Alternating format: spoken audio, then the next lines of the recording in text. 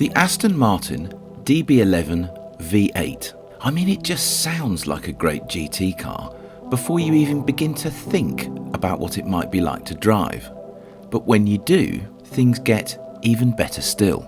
This particular DB11 has a twin-turbo V8 engine beneath its long, rather lovely-looking bonnet that's been lifted straight out of an AMG C63S, but with sounds and a throttle map by Aston Martin to make it feel, well, more like an Aston Martin. Its chassis has been heavily tweaked to take maximum advantage of the fact that it weighs some 115 kilograms less than the DB11 V12. Plus, there's a range of styling and quality tweaks inside and out that have most definitely improved the overall quality feel of the car compared with the first V12s, and all at a cost of over 10 grand less than the V12. So then, is the new V8 DB11 really as good as it looks and sounds?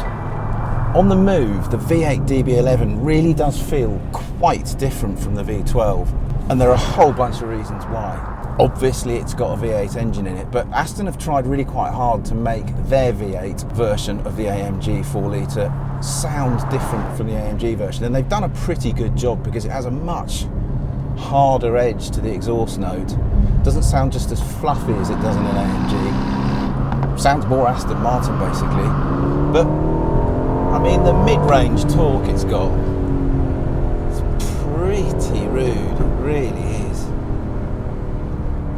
4,000 revs, even as low as like 2,500 revs, it absolutely pulls. It keeps going all the way up to the top as well.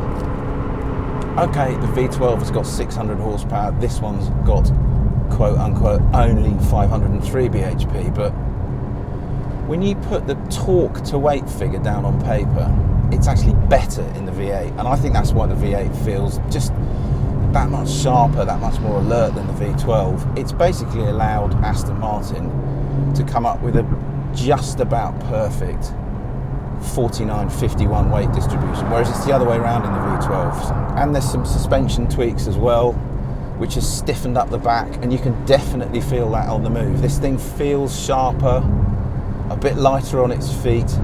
The steering itself is a little bit heavier than in the V12, and that will eventually come round to the V12 as well. You just add all that up and it makes the V8 feel quite a lot sharper, full stop, than the V12.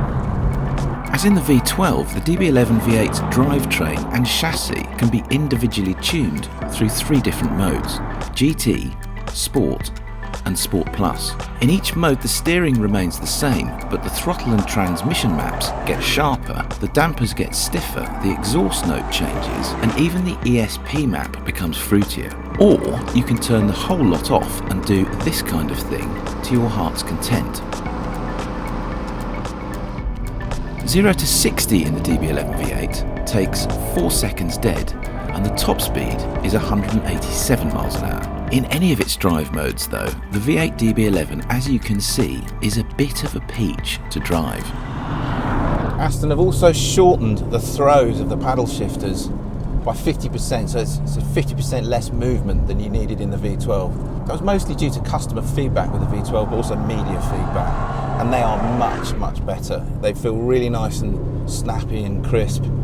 Massive improvement.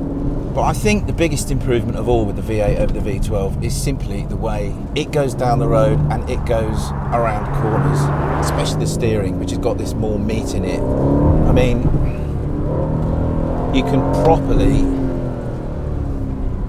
chuck this thing about. I mean, it still feels like quite a big old wagon.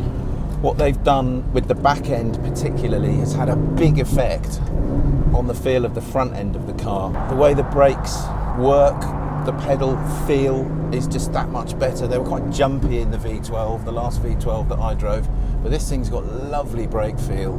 You just feel like this thing is absolutely on your side.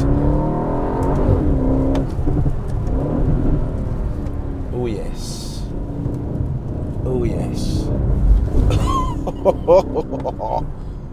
There's one thing I'm not so sure about, and this applies to the V12 just as much as it does to the V8.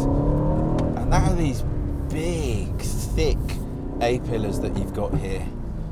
This is a left-hand drive car, and there's a lot of twisty roads on this route, and I'm really struggling to see clearly around left-hand corners because of this huge, great big thick A-pillar. And that's not a problem only of the V8, it's, as I say, it's on the V12 as well. It's the car's fundamental architecture. I'm not so sure about that. The more time I've spent with this car, the more I have got to like it. This gearbox works really well. This car works really well. And I think that I should probably calm down a bit now.